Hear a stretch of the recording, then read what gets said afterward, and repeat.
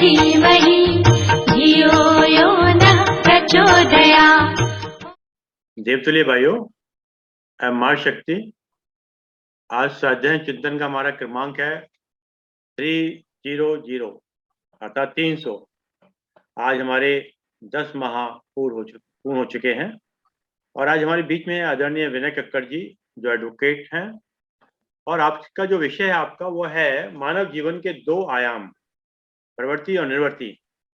इससे पूर्व भी आदरणीय विनय जी ने कई अनेक शब्द टॉपिक ऐसे लिए हैं जो बिल्कुल नए हैं, जैसे घर एक मंदिर है, अष्टावर्ग के ऊपर लिया और भी कई विषय लिए। अब हम आदरणीय विनय जी से निवेदन करते हैं कि वो अपना उद्बोधन हमको दें।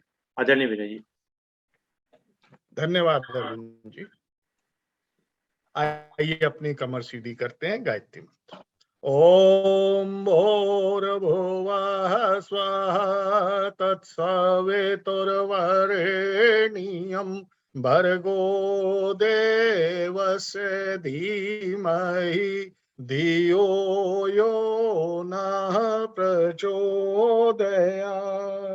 उस प्राण स्वरूप, दुख नाशक, सुख स्वरूप, श्रेष्ठ, तेजस्वी, पापनाशक, देव स्वरूप परमात्मा को हम अपने अंतःकरण में धारण करें।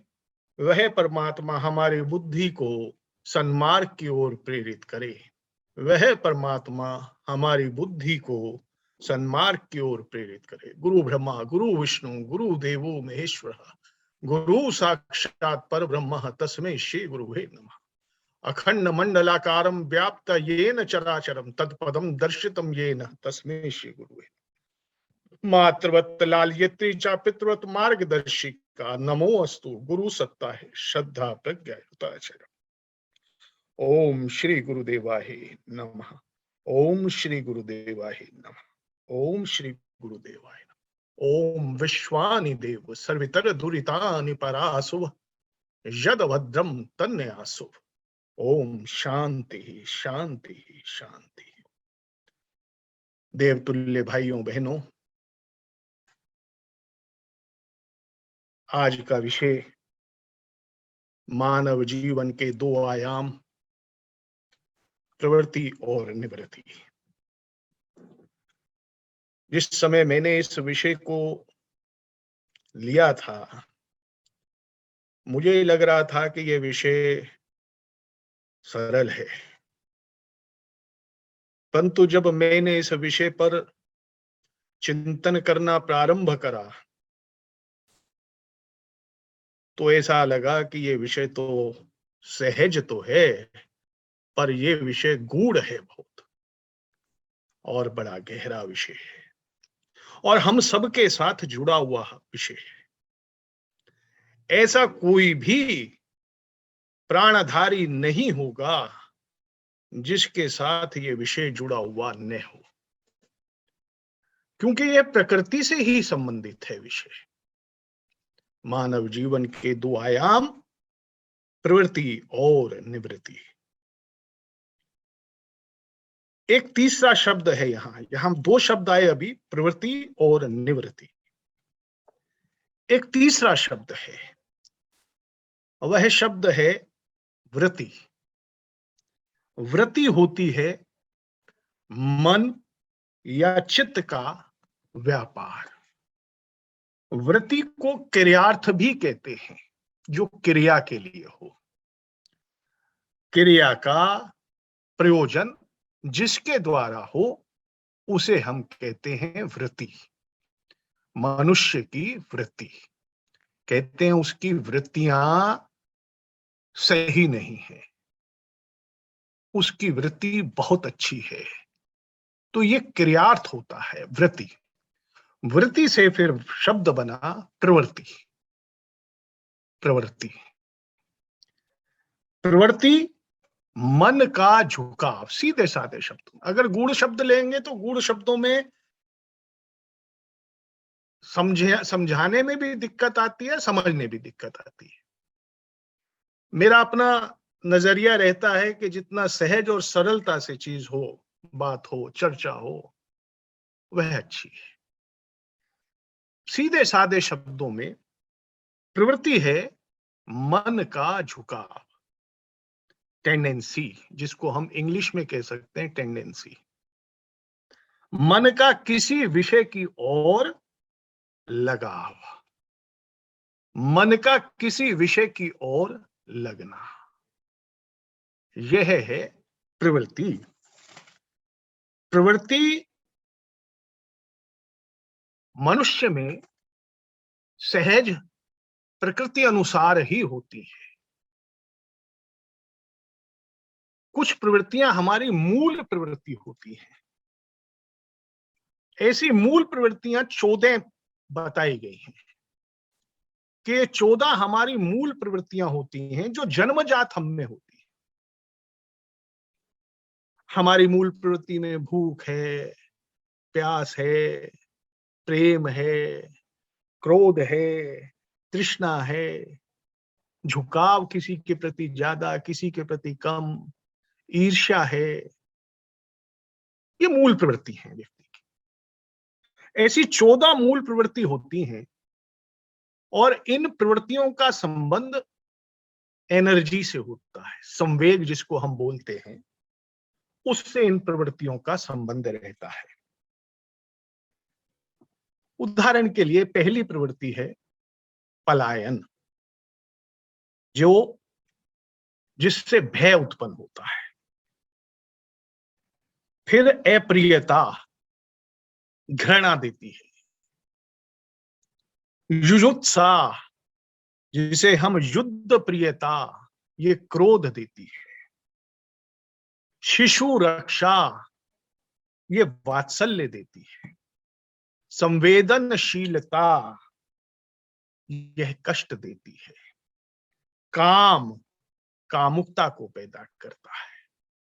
जिज्ञासा, आश्चर्य नामक वेग से पैदा होती है। आत्महीनता, अधीनता, संबंध है इनके आपस में। आत्म प्रदर्शन, श्रेष्ठता से संबंधित है। भोजन की तलाश, भूख से संबंधित है। संचय, अधिकार। संरचना, ये रचना निर्माण से संबंधित है। हास्य, आमोद से संबंधित है। और सामूहिकता, साथ चलने से संबंधित है। तो ये 14 प्रवृत्तियां मूल प्रवृत्ति कही जाती है। ये मूल प्रवृत्तियां मनुष्य में जन्मजात होती है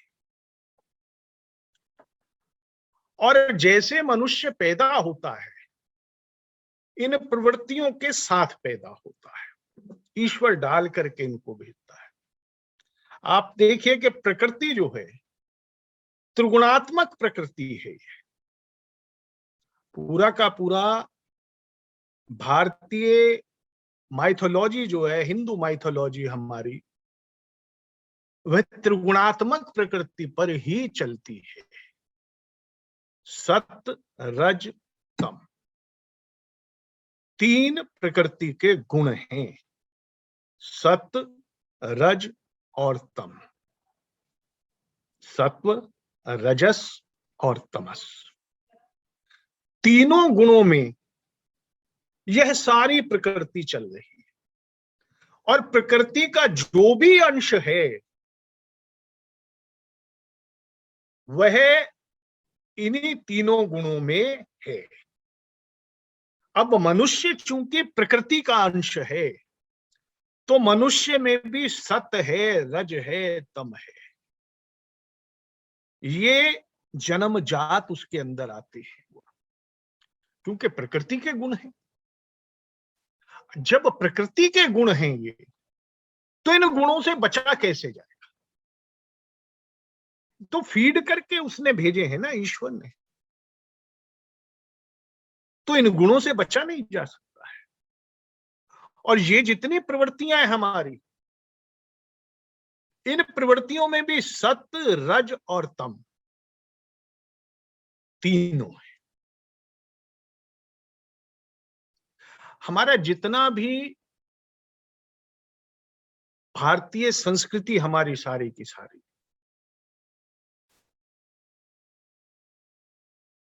वह भारतीय संस्कृति जोड़ने की संस्कृति है, तोड़ने की संस्कृति नहीं है।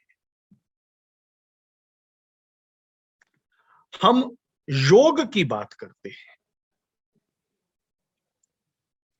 लेकिन योग के साथ वियोग भी है।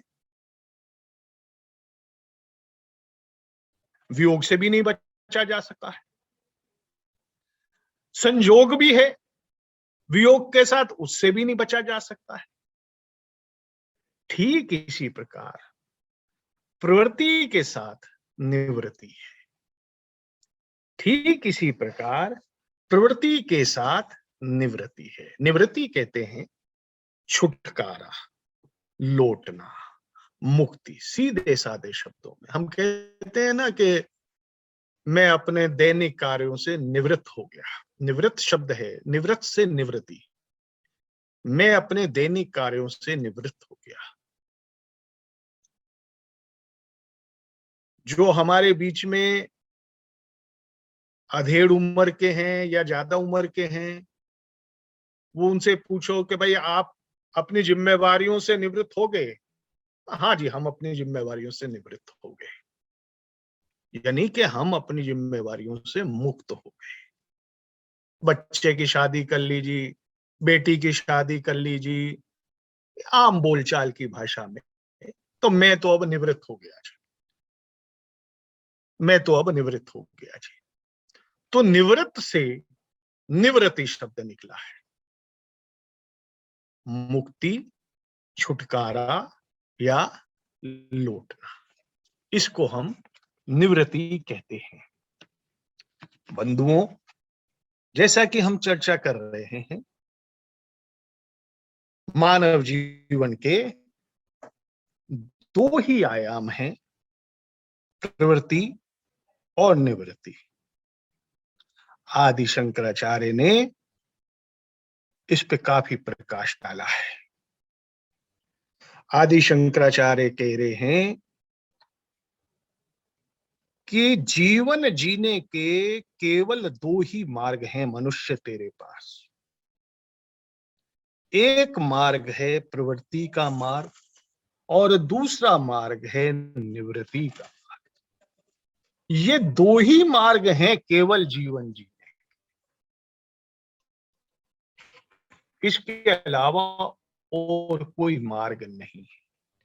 प्रवृत्ति मार्ग जीवन यापन का वह प्रकार जिसमें मनुष्य संसारिक कार्यों एवं बंधनों में पड़कर जीवन या दिन बिताता है। सीधे साधे शब्दों में कर्म करने का मार्ग, जिसमें रह करके हम अपने कर्म करते हैं, अपना हम जीवन यापन करते हैं।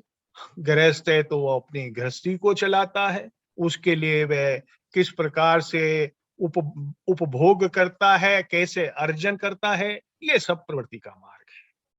और दूसरा उन्होंने बताया निवृत्ति का मार्ग, जिसको उन्होंने कहा कि यह ध्यान का मार्ग है।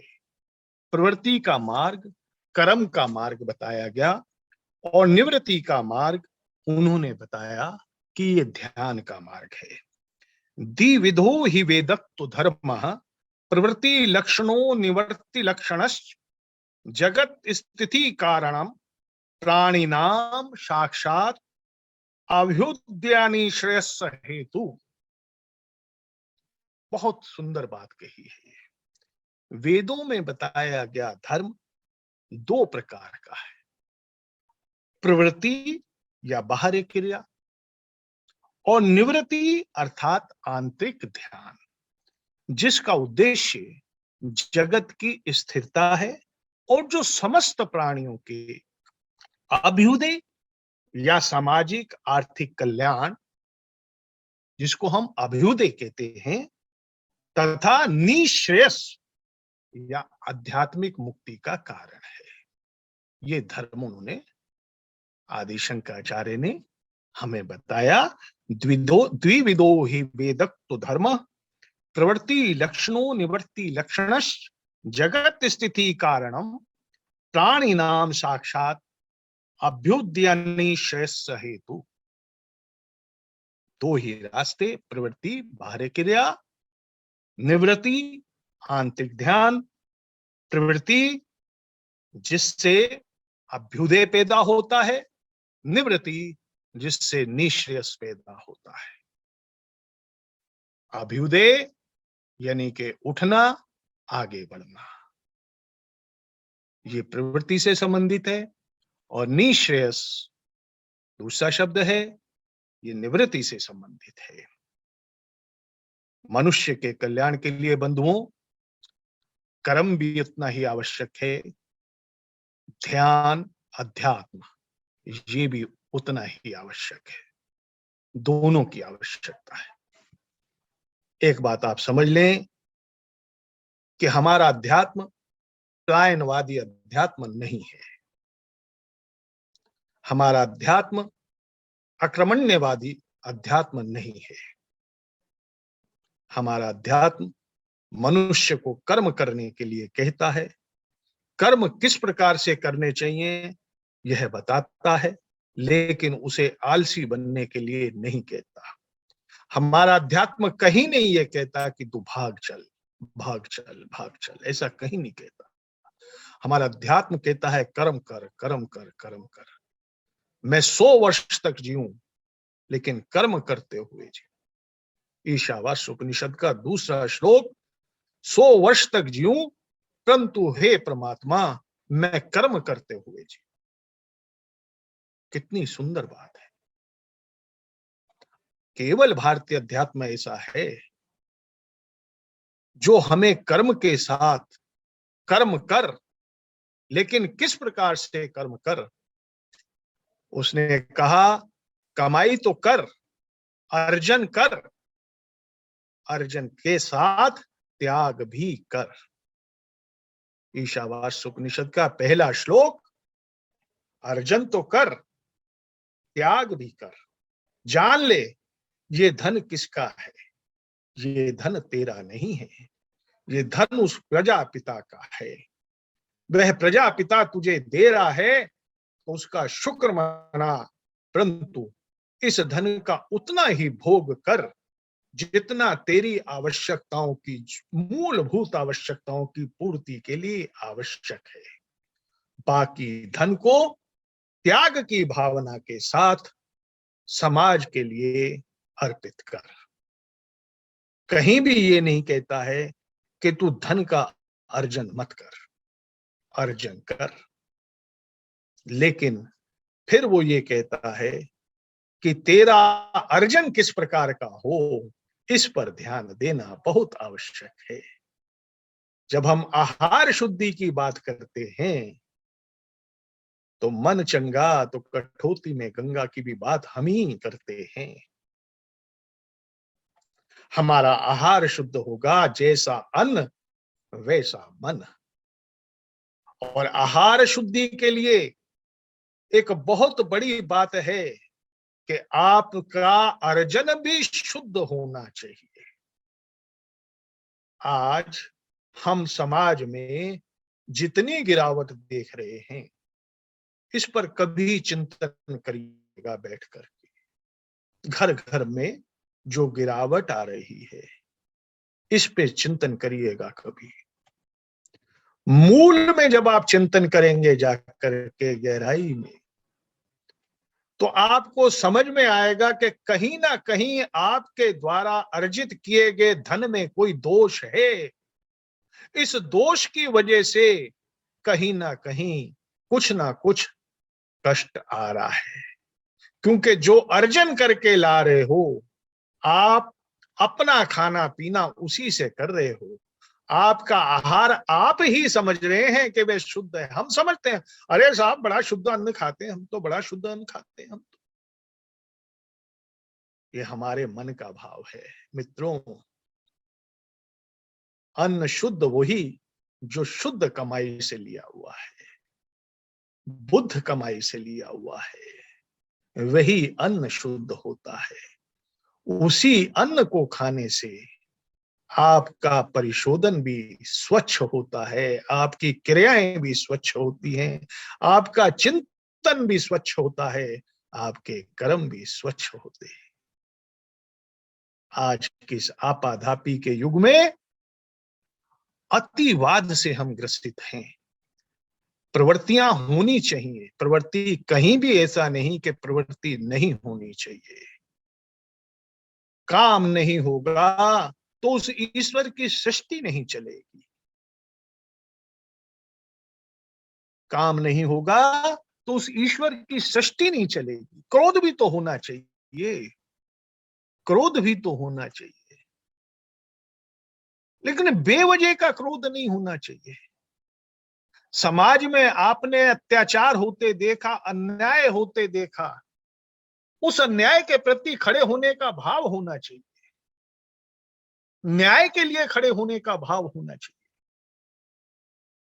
उससे उसको देख करके जो क्रोध उपजता है, वह क्रोध आपको प्रेरणा देता है कि खड़ा हो, तू खड़ा हो, लड़ लड़ इस परिस्थिति से।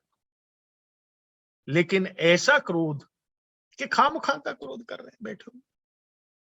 अति सर्वत्र वर्जते, अति किसी भी चीज की अच्छी नहीं है। पेटू व्यक्ति का पेट हमेशा खराब ही रहेगा, दवाइयां खाता ही रहेगा। कारण अति। जो चीज सामने आई, रसना ने कहा खा ले इसको, स्वाद है खा ले इसको। स्वाद की भी अति मार देती है, शरीर खराब होने लगता है। इच्छाओं की अति, तृष्णा की अति, प्रेम की अति, जिसे हम प्रेम कहते हैं, मोह की अति, षट विकारों का जन्म देने वाली यह अति है। काम, क्रोध, लोभ, मोह, मद, मत्सर, इसमें जब अति आ जाती है तो यही अति निश्चित रूप से हमारे ही नहीं, समस्त समाज के पतन का कारण बन जाती है। अतः प्रवृत्ति का होना गलत नहीं है। भारतीय चिंतन दोनों के बीच में एक सामंजस्य की बात करता है। भारतीय चिंतन केवल प्रवृत्ति की बात नहीं करता है, निवृत्ति की भी बात करता और केवल निवृत्ति की भी बात नहीं करता, उसके साथ प्रवृत्ति की भी बात करता है।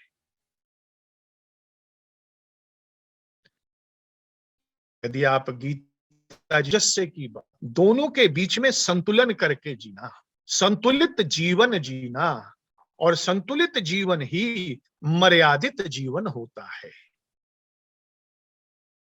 अमर्यादित जितना भी हम होंगे, समाज भी उतना ही अमर्यादित होगा, क्योंकि हम सब जानते हैं आखिर समाज का निर्माण कौन करता है? हम और आप ही तो इस समाज का निर्माण कर रहे हैं। एक एक इकाई के युगम से ही तो समाज बनता है। जब हम अधिकांशतः अमर्यादित होंगे तो समाज भी अमर्यादित होगा। जब हम अधिकांशतः मर्यादित होंगे तो समाज भी मर्यादित होगा। जीवन में मर्यादाएं कायम रहें, जीवन का संतुलन कायम रहे, सारा का सारा चिंतन हमारा इसके ऊपर जोर देता है। भारतीय चिंतन कहीं भी प्रवृत्ति की बुराई नहीं करता है। प्रवृत्ति मनुष्य का एक जन्मजात गुण है, लेकिन प्रवृत्ति में ऐसी वृत्ति जिससे समाज का नुकसान हो और उसमें अति अनाचार, इस प्रकार की वृत्ति का होना निश्चित रूप से गलत होता है, जिस पर रोक लगाई जानी चाहिए, जिस पर रोक लगनी भी चाहिए, उस पर रोक लगनी भी चाहिए। मानवता का जो एक अहम पुट है वह है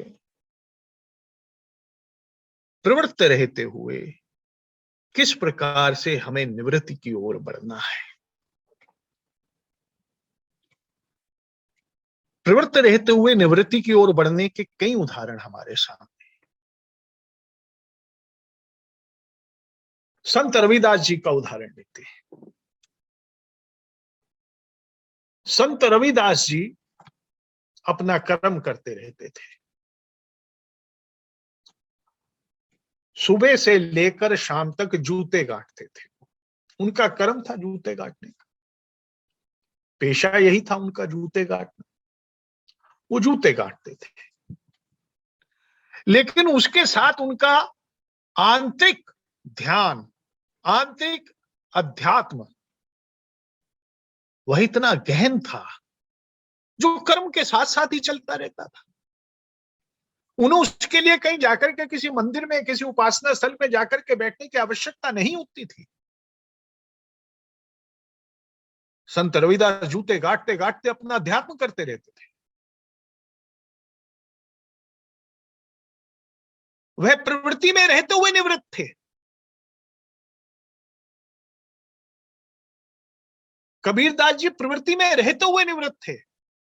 जुल्हाए का काम था, कपड़ा बुनते थे। सुबह से लेकर शाम तक कपड़ा बुनना, उसके लिए उन्हें अपने काम को, सुबह उठे अपने काम पर लग गए और शाम को जो कपड़ा बुनना था वो बुन करके रख दिया।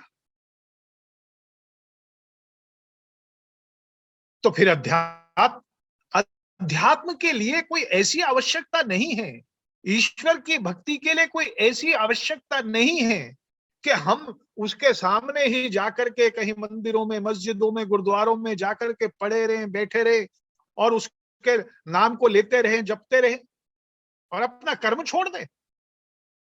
नहीं, ऐसी आवश्यकता नहीं है कहीं भी।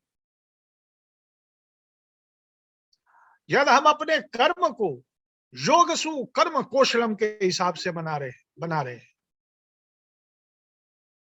हम अपने कर्म को भारतीय चिंतन के अनुसार चला रहे हैं, तो यकीन मानना सबसे बड़ा अध्यात्म वही होगा। आप प्रवृत्ति में रहते हुए निवृत्त हो जाएंगे। गुरु नानक देव जी प्रवृत्ति में रहते हुए निवृत्त। भरत जी का उदाहरण लेते हैं।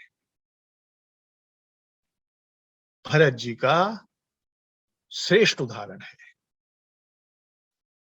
राजपाट खड़ाओं रख दी, लेकिन चला तो खुद ही रहे थे ना राजपाट।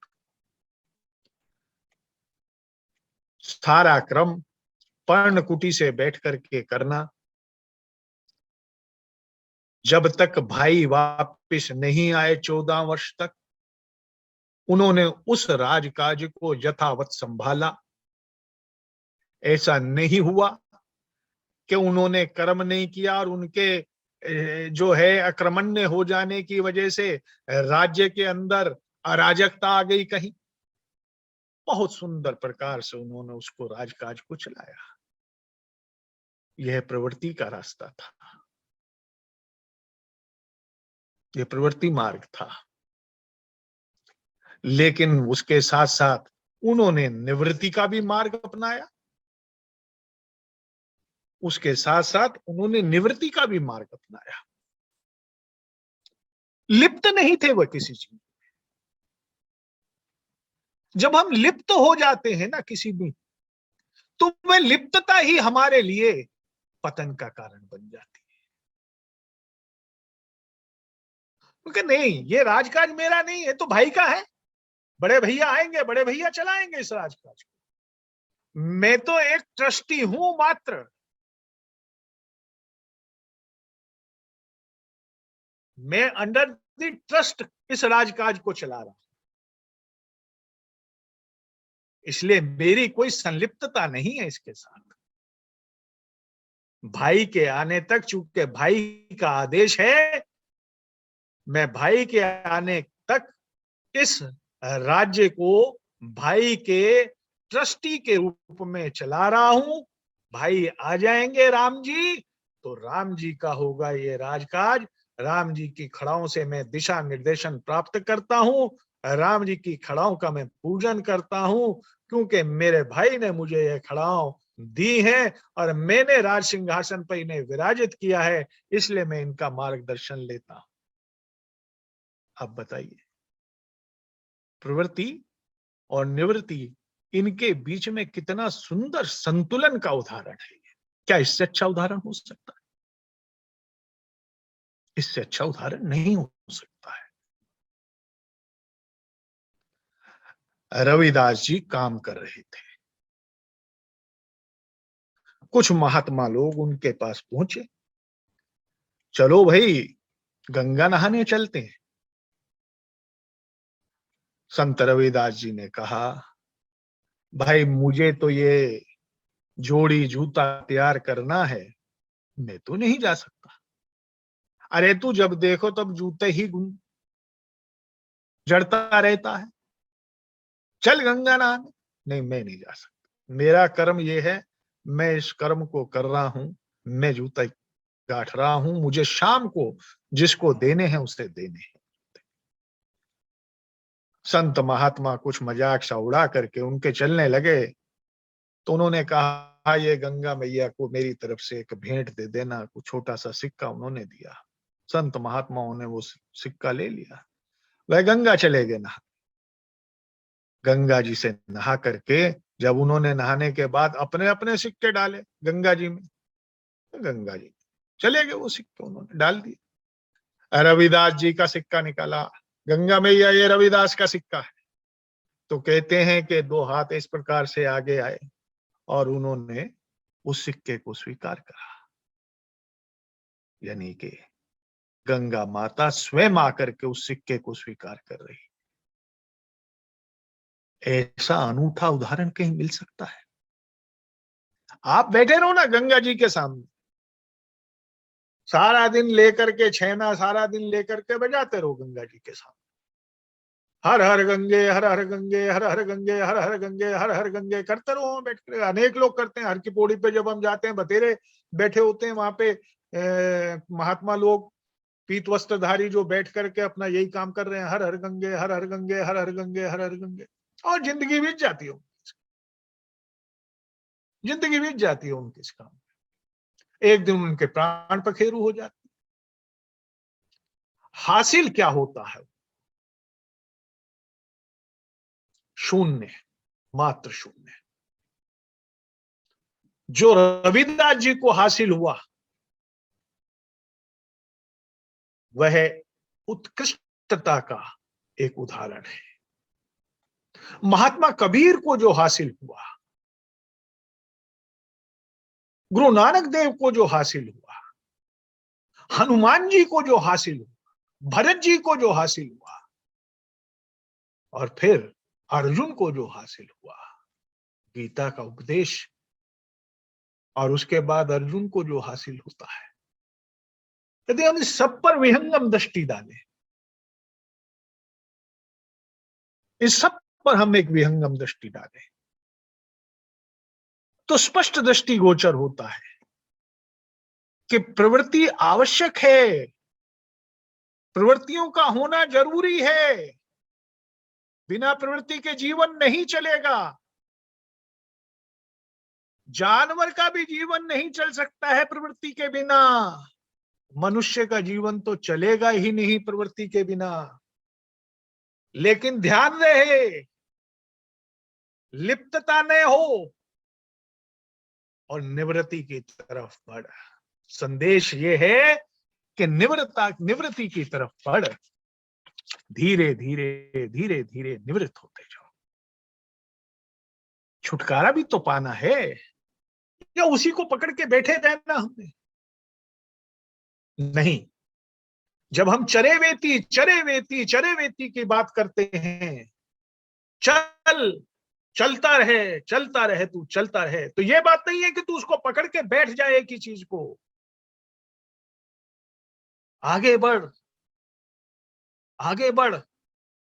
और आगे बढ़, अपने लक्ष्य को प्राप्त हो। हे मनुष्य, तू अपने लक्ष्य को प्राप्त हो। जो तेरा लक्ष्य है उसे समझ, जो तेरा लक्ष्य है उसे जान। बहुत तुमने अपने लिए कर लिया, अब अपने लिए तू खुद के लिए खतरा मत बन। खुद के लिए खतरा मत बन।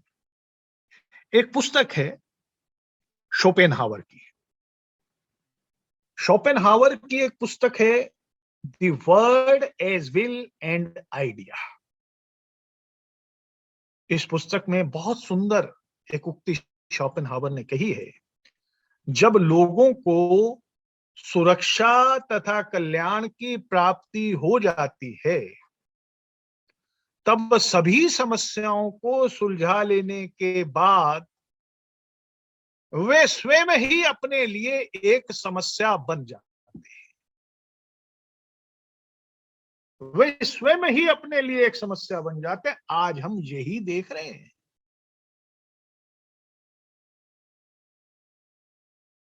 मैं जो कह रहा हूं इसके बाद आराम से चिंतन करिएगा, इस बात सोचिएगा कि कैसे हम अपने लिए समस्या बन रहे हैं। यकीन मानना बंधुओं, हम अपने लिए ही समस्या बन रहे हैं, क्योंकि हमने आपाधापी के इस जीवन में इतना सब कुछ संचित करने की भावना, हम खुद के लिए समस्या बन रहे हैं। अगर ये समस्या से छुटकारा पाना है, खुद के लिए समस्या नहीं बनना है, समाज के लिए समस्या नहीं बनना है, समाज को समस्याओं से छुटकारा दिलाना है, तो कौन सा रास्ता? संतुलन का रास्ता पकड़ के मत बैठ। हो गया ना? आगे बढ़, आगे बढ़। ये यात्रा है हमारी, हमारा पूरा आध्यात्मिक यात्रा है। अखंड से खंड की अपूर्णता से पूर्णता की यात्रा, खंड से अखंड की यात्रा। ये पूरी एक यात्रा है हमारी, प्रवृत्ति से निवृत्ति की यात्रा। हम अपूर्ण हैं, अपूर्ण से पूर्णता की यात्रा कर रहे हैं। हम खंडित हैं, खंडित से अखंड की यात्रा कर रहे हैं। एक यात्रा हमारी प्रवृत्ति से निवृत्ति की ओर की यात्रा है। जब कोई मर रहा होता है, व्यक्ति जब लास्ट अपने कहते हैं ना कि अब इस व्यक्ति का समय आ गया, इसको गीता जी सुनो, गीता जी सुनो। इसको क्यों सुनाई जाती है? इसीलिए अरे जितनी सांस बची है इसकी, उन सांस बची हुई सांस में इतना जरा सा भी अगर इसने चिंतन कर लिया, किस चीज का? निवृत्ति का, तो शायद इसका कल्याण हो जाएगा। बहुत प्रवृत्त रहने वाले मनुष्य, बहुत प्रवृत्त रहने वाली आत्माएं अतृप्त चली जाती है, याद रखना। और वह यात्रा उनकी जब पुनः प्रारंभ होती है तो पूर्व के संस्कारों को लेकर के ही प्रारंभ होती है। ना पूर्व में अच्छे जी पाए, ना आगे अच्छी यात्रा हो पाएगी। और ये फेरा चलता ही चलेगा, चलता ही चलेगा, चलता ही चलेगा। न तू मुक्त होगा, न तुझे मुक्ति का आयाम मिलेगा। हे मानव, चल प्रवृत्ति से निवृत्ति की ओर, चल प्रवृत्ति से निवृत्ति की ओर। कठोपनिषद में दूसरी वली में यम और नचिकेता के संवाद में प्रे और शे मार्ग का वर्णन आया है। दो ही रास्ते, एक रास्ता प्रे का, एक रास्ता श्रेय का।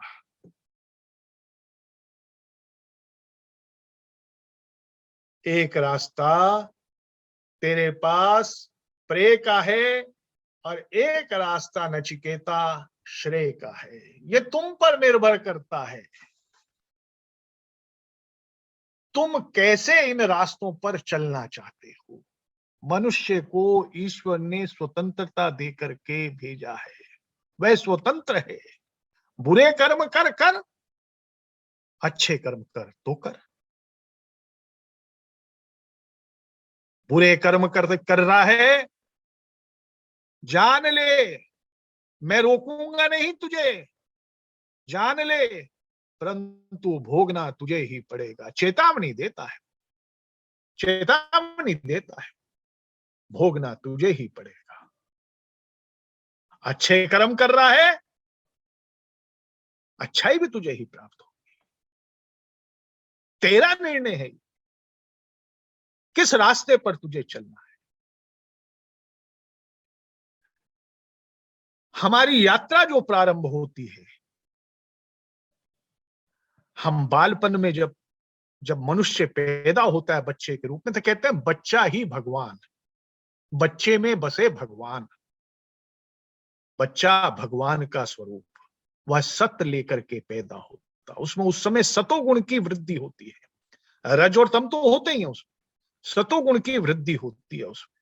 लेकिन धीरे धीरे धीरे धीरे धीरे धीरे धीरे धीरे उस बच्चे में सतोगुण कम होने लग जाता है, और सतोगुण कम होते होते रज, और ये अपने ऊपर निर्भर होता है कि वो कितना तमस की ओर व्यक्ति बढ़ता है, कितना तमस की ओर बढ़ता है। अब ये भी हमारे हाथ में कि कब हमने निवृत्ति का मार्ग अपनाना है, ये भी हमारे हाथ में है। अभ्युदय हो गया हमारा, अभ्युदय हो गया, उदय हो गया। अब निश्रेयस की ओर चल, निश्रेयस की ओर चल। अब तुझे निश्रेयस की ओर बढ़ना है। तू बहुत चल लिया प्रवृत्ति पर, अब कुछ कम कर दे, उधर से चलना, इस रास्ते पर भी चल।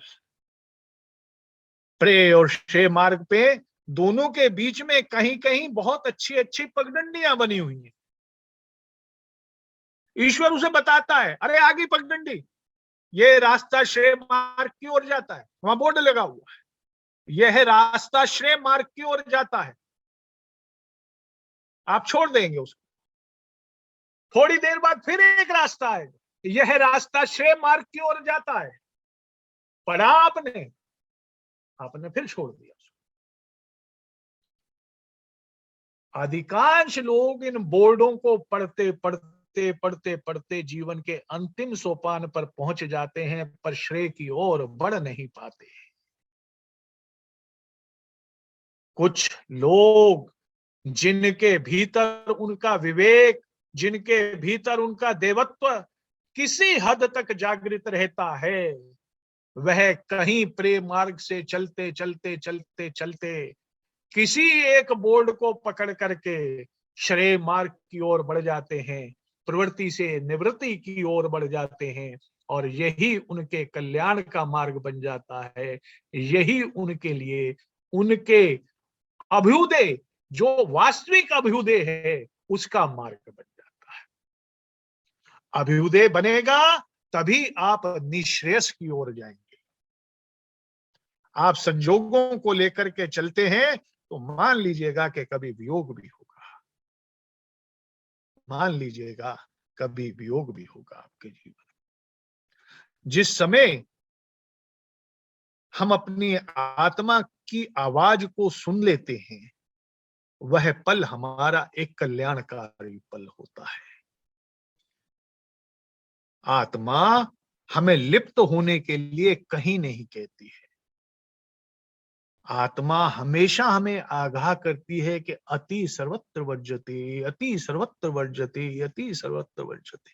अब हम ही कानों में तेल डालकर बैठे रहे तो सुनाने वाले की क्या गलती है? वो तो सुना रहा है आपको। तेल तो कानों में हमने ही डाल लिया, इसलिए हमारा विवेक जागृत ही नहीं हो रहा है, विवेक जागृत ही नहीं हो रहा है हमारा। हमने ही उस विवेक को निकाल दिया अपने घर से।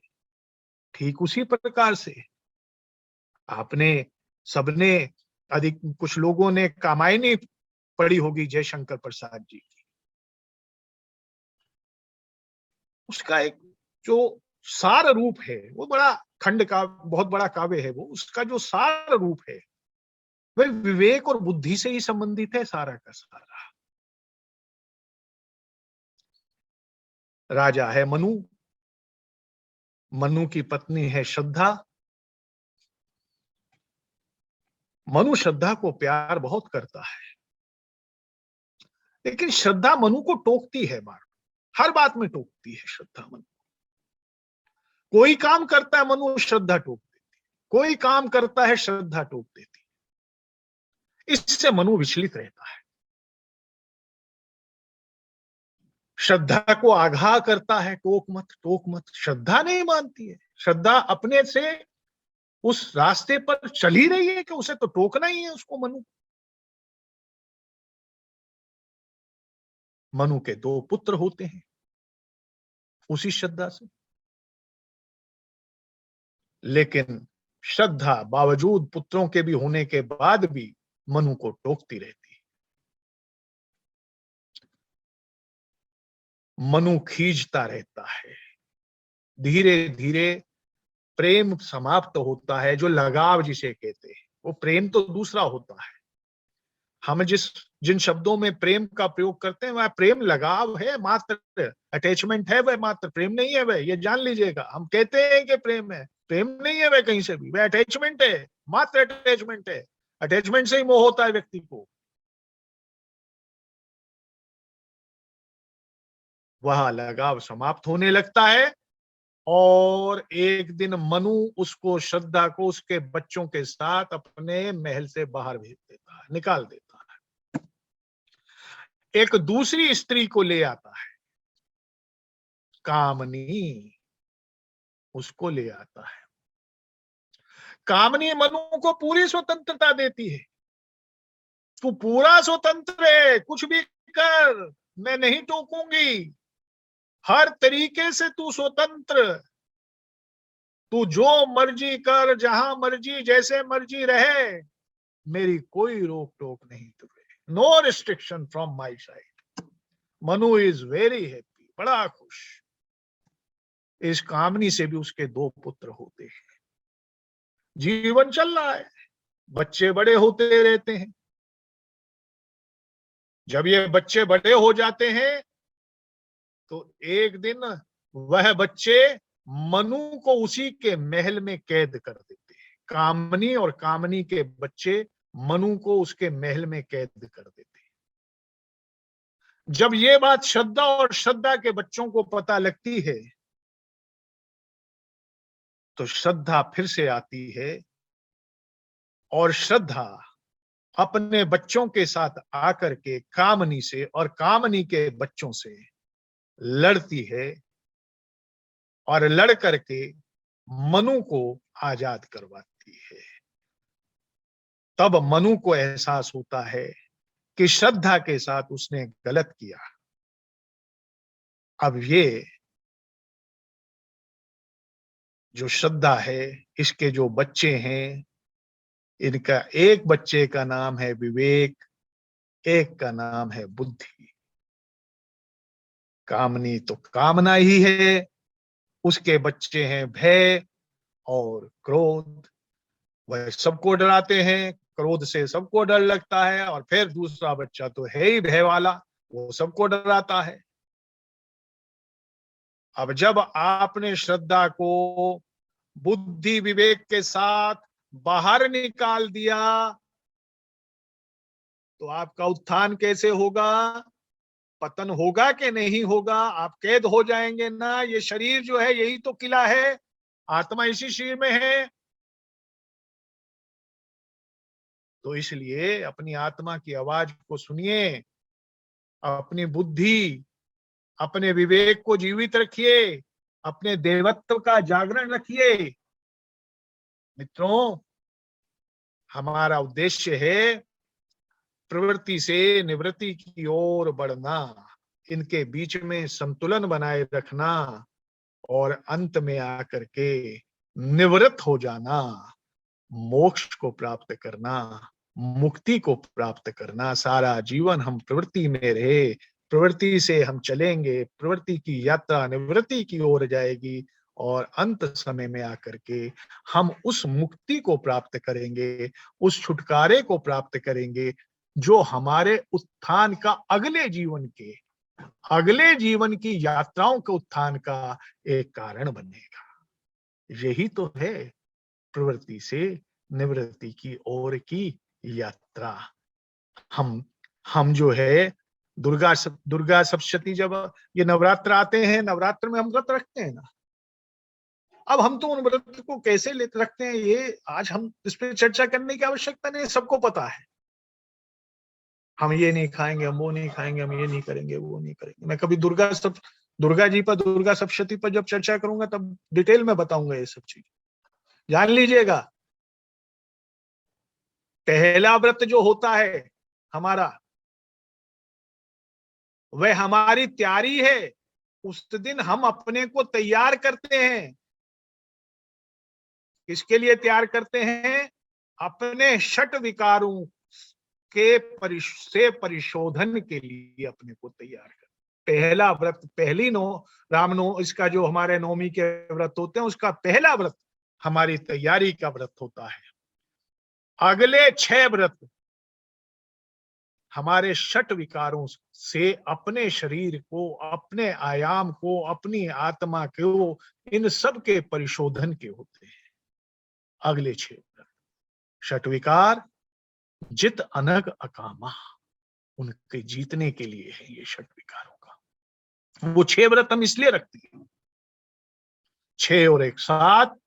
8वां व्रत, अष्टमी का जो व्रत हम रखते हैं, वह व्रत हमारा फिर से अपने चिंतन का व्रत होता है कि अब मुझे नव निर्माण करना है।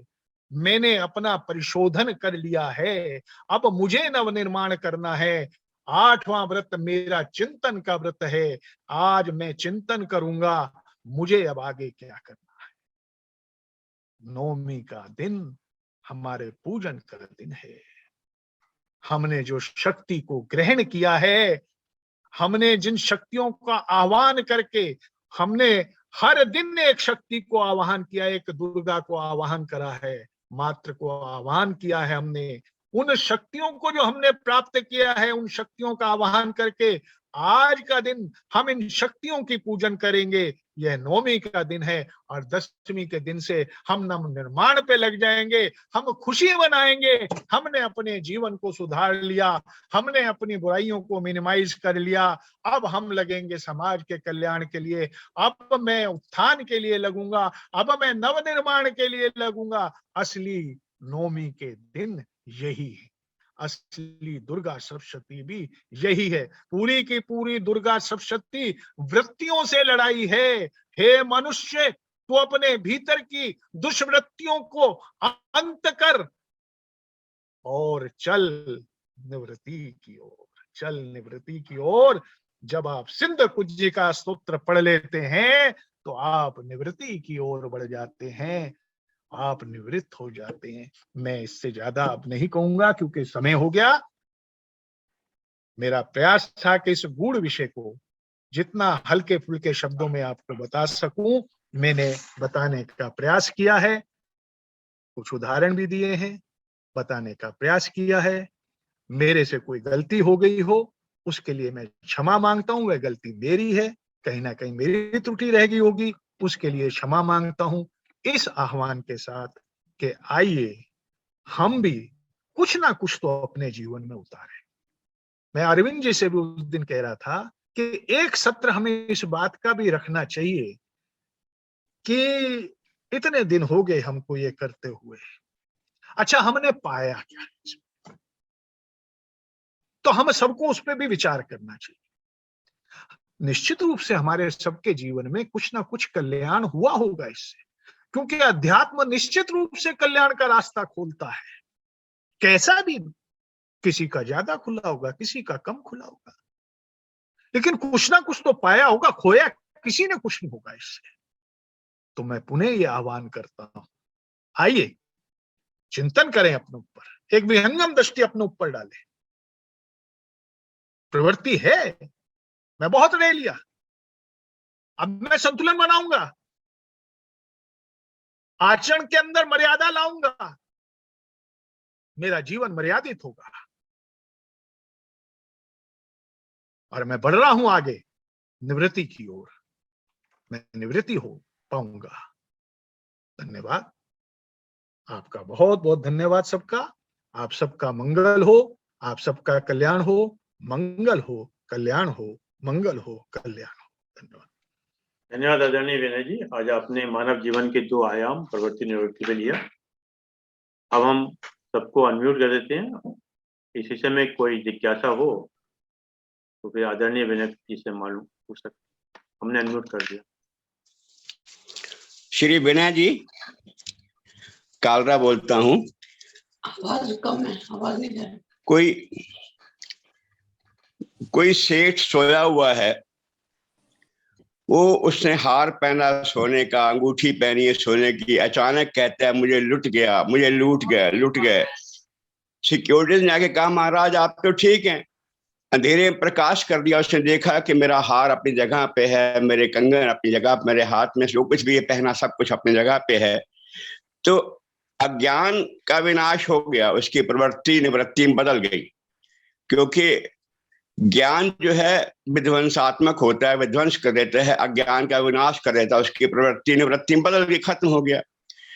पर इसी सन्मार्ग पे अगर हम प्रेम की ओर बढ़ते हैं, प्रेम में पूर्णता भी है, फिर भी अभाव है, लगातार प्रेम रचनात्मक है और मांगता है, यही मांगता है कि मैं इष्ट में लीन हो जाऊं, इष्ट में अंदर बस जाए, मैं इष्ट में बस जाऊं। वो प्रवृत्ति जो इष्ट की ओर जाने की है, प्रेम प्रवृत्ति, इसमें निवृत्ति ना प्रेमी चाहता है ना उपास्य चाहता है, दोनों चाहते हैं कि दोनों को प्रेम की भूख है, उपास्य को भी उपासक को भी। वहां निवृत्ति कैसे आए? स्थिति मनुष्य की ऐसी आ जाती है जब वो कह उठता है एको अहम ब्रह्मास्मि। जिस समय ये स्थिति आ गई उसकी, वह तो उसके एक रूप ही हो गया है। उस एक रूपता की स्थिति में तो ये वाली स्थिति भी खत्म हो जाती है ना। यह तो ज्ञान है, यहाँ कुछ उसने पाया नहीं है, जो प्राप्त था बस वही हुआ है। पर उधर आपकी स्थिति मैं बता रहा हूं ना, हमारी आपकी स्थिति, मैंने फिर कहा कि हमारी आपकी स्थिति में ये संतुलन बनाना है, केवल निवृत्ति और प्रवृत्ति का संतुलन बनाना है।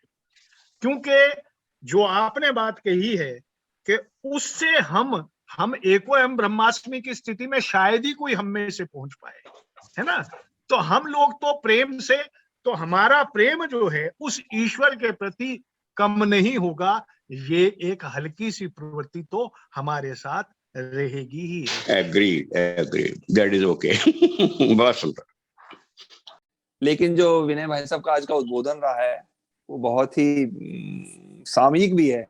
और आखिर में जो अंतिम चरण में आके जो विनय भाई साहब ने कहा है ना कि अरविंद भाई साहब आपको ये इसके ऊपर वास्तव में एक सेशन रखना चाहिए, एक वो जो कहते हैं ना ओपन हाउस, कि हमारे यहाँ कितने लोग, मतलब मैं सोच रहा हूँ 10, 12, 15 लोग तो ऐसे हैं जो रेगुलरली जुड़ते रहते हैं, एक आध दिन की कोई बात नहीं होती, कि इस सब आपका देखिए कितना बड़ा हम किसी आयाम पर हैं। 300वां अंक विनय भाई साहब के द्वारा आज प्रस्तुत किया गया। तो हम लोगों का इस निरंतरता में हमने क्या खोया क्या पाया, जो विनय भाई साहब ने कहा है। क्योंकि जहां तक देखा जाए जीवन में सफल होने के लिए 3 चीजें बहुत जरूरी है।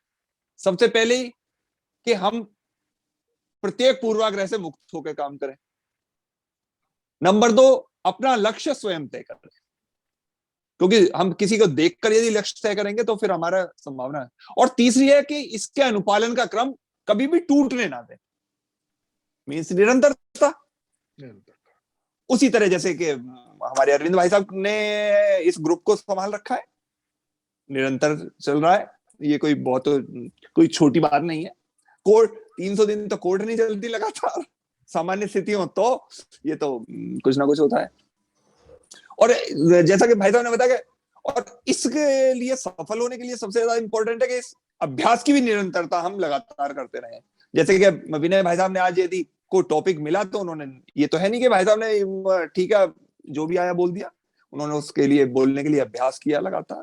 उसके बारे में कुछ होमवर्क जिसे कहते हैं वो तैयारी करनी पड़ती है। हालांकि अब निरंतरता की कमी आजकल जो नई जनरेशन है उसके अंदर बहुत ज्यादा है, बहुत ज्यादा। वो इम्पेशेंट बहुत है, क्योंकि अधिकतर युवा अपना, या तो उनको अपना लक्ष्य निर्धारित नहीं होता, स्पष्ट नहीं है, या उनके कुछ पूर्वाग्रह होते हैं, या फिर उनकी सराउंडिंग्स ऐसी होती हैं कि जिसकी वजह से वो गड़बड़ हो जाती है उनकी जिंदगी में। सबसे ज्यादा इंपॉर्टेंट है कि अपनी रुचियां और क्षमताओं पर विश्वास करें, ना कि इनके प्रभाव में आए।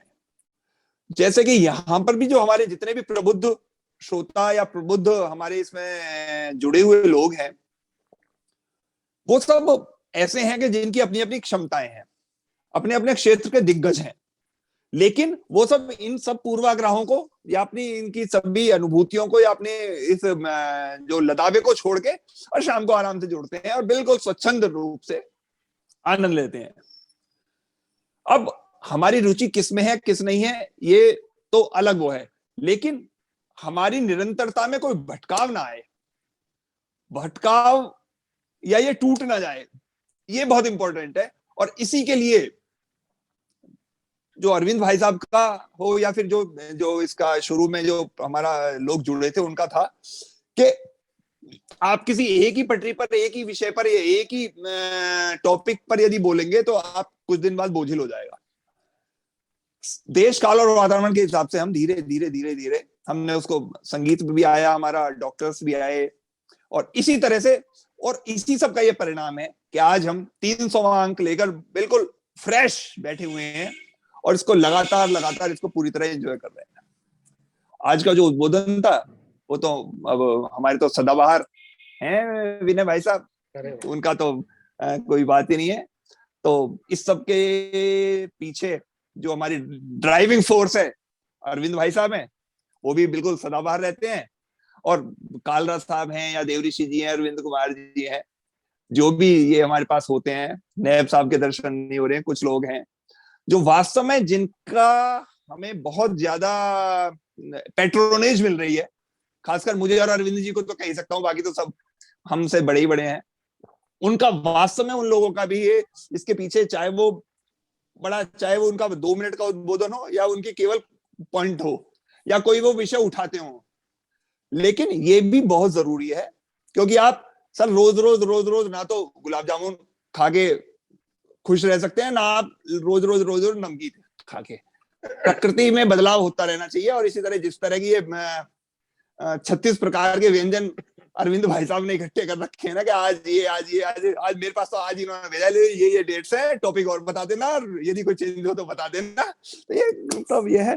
तो इसके लिए वास्तव में बहुत बहुत बहुत बहुत आभार विनय भाई साहब, आपका बहुत बहुत आभार, अरविंद भाई साहब आपका बहुत बहुत आभार।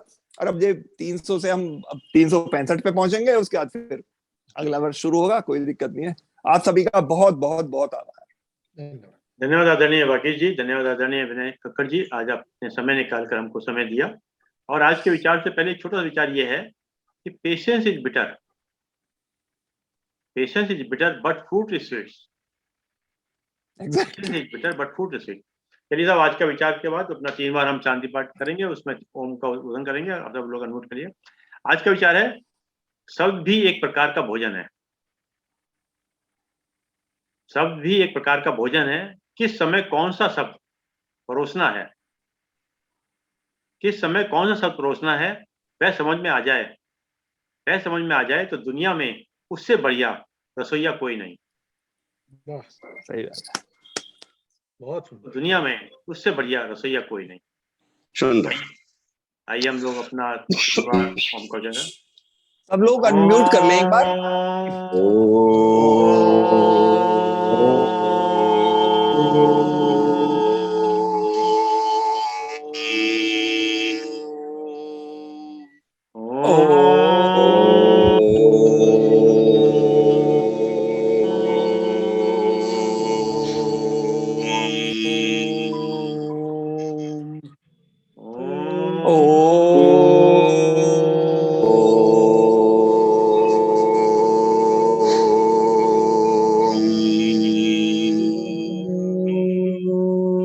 शांति शांति शांति शांति शांति शांति।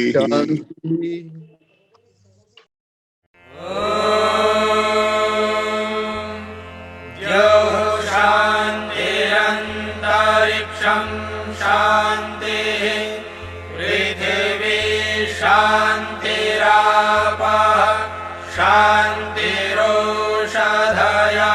शान्तिः वनस्पतयः शान्तिर्विश्वे देवाः शान्तिर्ब्रह्म शान्तिः सर्वं शान्तिः शान्तिरेव शान्तिः सा मा शान्तिरेधि ॐ शान्ति।